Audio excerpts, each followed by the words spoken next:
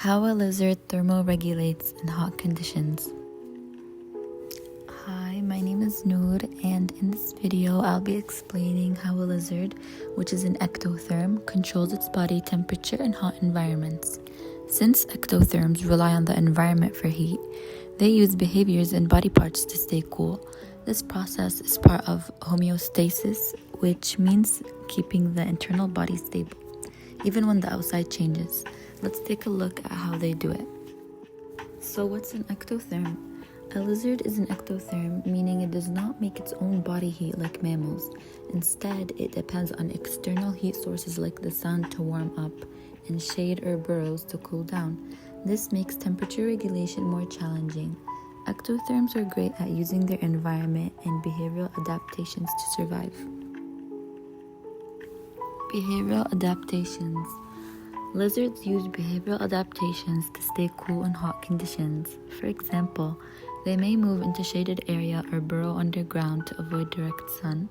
Some lizards will also become inactive during the hottest part of the day, saving energy and avoiding overheating. Others change their position or spread out onto cool rocks to release body heat. This is an example of feedback in action. The lizard senses its body getting too hot, so it changes its behavior to cool down. Now let's take a look at anatomical adaptations. Lizards have special body parts that help regulate temperature. Their scales reflect sunlight and reduce water loss. They have long tails and thin limbs to help spread out heat. Some lizards even flatten their bodies to increase contact with cooler surfaces. These features help slow down heat gain or speed up heat loss. Both are important for survival in hot climates. This is the feedback diagram showing how a lizard cools down when it gets too hot. High body temperature is detected by the lizard. This triggers behaviors like moving to shade or burrowing. As a result, heat loss increases and body temperature drops.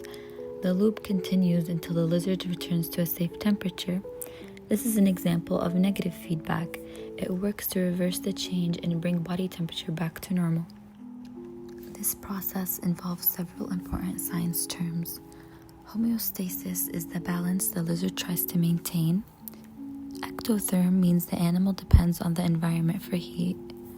Adaptations help the lizard survive. And negative feedback is how the lizard cools itself by changing its behavior and reducing heat. In conclusion, the lizard's behaviors and anatomy help it thermoregulate in hot conditions. This shows how homeostasis and feedback systems work even in cold-blooded animals.